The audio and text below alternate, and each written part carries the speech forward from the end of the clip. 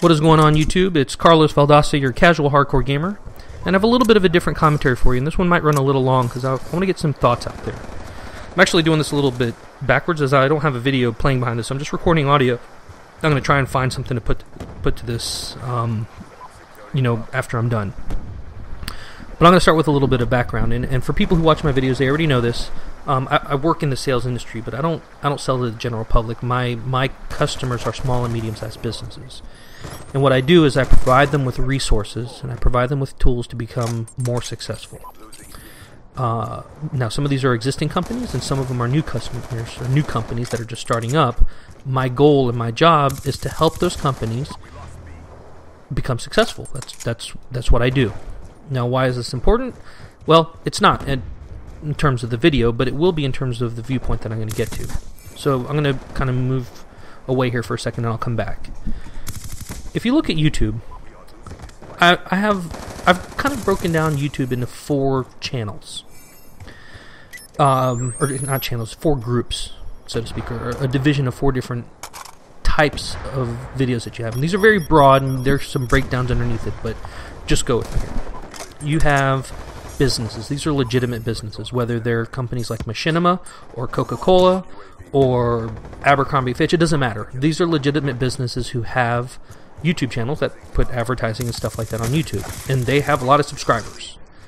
Now, there are also companies like Yogscast and Sea and Captain Sparkles, and now you're thinking, well, these aren't companies. Well, they are. I mean, Sea produces videos. He has 200 or 2 million plus subscribers. That's a lot of subscribers. He does this for a living. This is his business. This is his income. This is his work. Well, in any regard, they're legitimate businesses for these people. Now, the next category, and I don't mean this in a derogatory way or anything. This is just the way I'm breaking this down. You have wannabes. Again, it's not derogatory. These are people who have a goal and a passion and a drive to become successful. They want to have channels like Yogscast, or like Sea channels, or Captain Sparkles, or Woody's Gamertag. They want to have these big channels because they have a thought in their mind, whether or not they can achieve it or not, but they have a thought in their mind or a drive to say, you know what, I want to do this for a living, or I want to try. Some of them are young, some of them are older, some are, kids, some have families. Some have outside work that they do, but they want to do this because they have a passion or a love for it. Then you have your third category, which is what I like to call, in air quotations, news. This could be things like sports, entertainment news. It could be things like educational videos, how to do this, how to do that, pretty much anything along those lines. But I'm just going to call it news/education. And then you have your fourth category, which is sharing. Now, I kind of consider myself to be in this fourth category. Not because I'm not a successful YouTuber or anything like that, but because what I do is really just a way for me to express myself creatively. I like to talk to people. It's what I do for a living, just talking to people. And this gives me a forum to be able to share my thoughts. And I would enjoy it if there were a lot of people that watch my videos so that they could hear my ideas and see what I do. But again, it's more a hobby for me. Would I like it if this was my only source of income in my business and it was successful? I mean, I guess. I mean, who would not like to not go into an office every day? I don't know. But that's not the goal. The question is this, and we're going to take away 2 categories for the context of this conversation. One, we're going to take away the news channels, and we're going to take away the artist or the sharing channels. So you look at big business. And then you look at the wannabes. And I'm going to use an example here, and there's no fact to this. This is just hypothetical. Let's say you have a small channel. Maybe they have 50 or 60 subscribers, the size of my channel.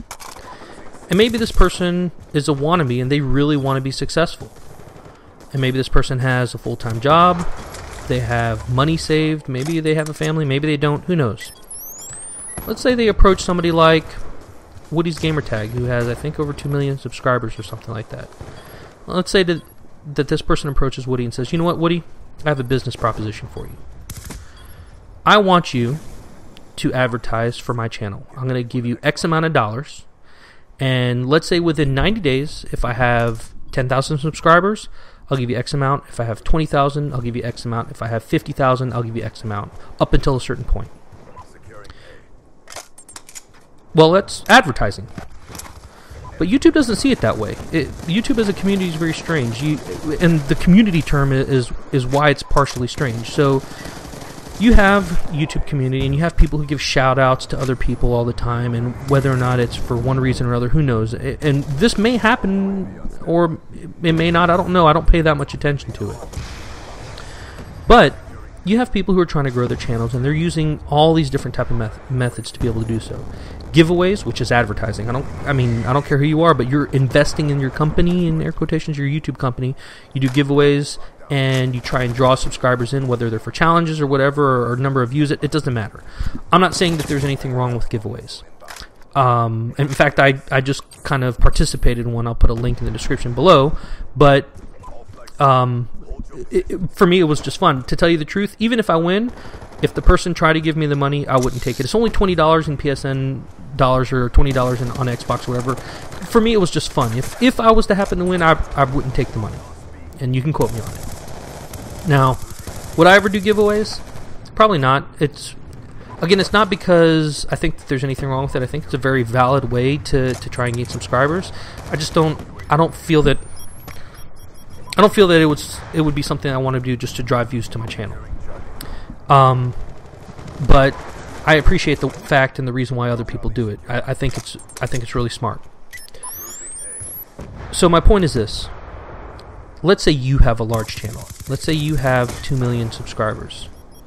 And somebody approached you with a business proposition to say they would pay you $1,000 to mention their video, or 500 or 100.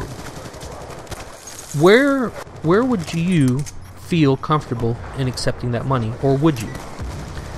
Now, what I have a feeling is that most people would say, "Well, there's no way I would do that."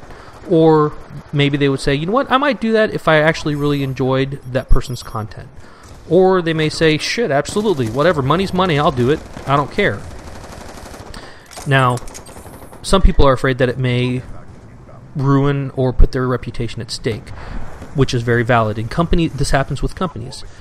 A company will hire an advertising firm to do advertising for them, and that company does something shitty or terrible, and then the advertising or marketing firm actually ends up paying a price for it. So let's say you have a tiny channel that subscribes to you, and again, we'll use this again. Let's say you have 2 million subscribers. Somebody approaches you, and you go watch some of those videos, and they're well put together. There's a lot of thought. It looks like good content. It's produced well. And they said that they want to offer you $1,000 if you can mention their videos, and they get up to 10,000 subscribers. And then they'll pay you $5,000 if they can get up to 50,000 subscribers. Would you do it? Now, for the tiny channels who watch my channel, you'll probably get some pretty mixed answers as to whether or not you would do it or not. Let's say you had the money. Let's say somebody dropped $5,000 into your hand and says, "You know what? You can use this, but you can only use it for advertising. And you can figure out how you want to advertise, whether you want to pay Google directly to promote your video, or you want to find other means."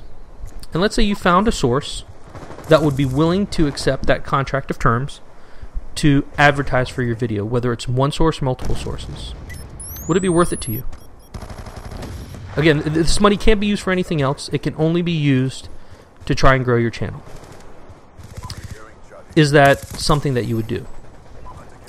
Now, the reason why I thought all this is that I had a customer today on the phone, and they did not want to pay to invest in their company to make it better. They wanted to take a process that you could easily do within a piece of software and do it manually, but in the long run it was going to cost them in terms of man hours, in terms of productivity, and in terms of accuracy of information.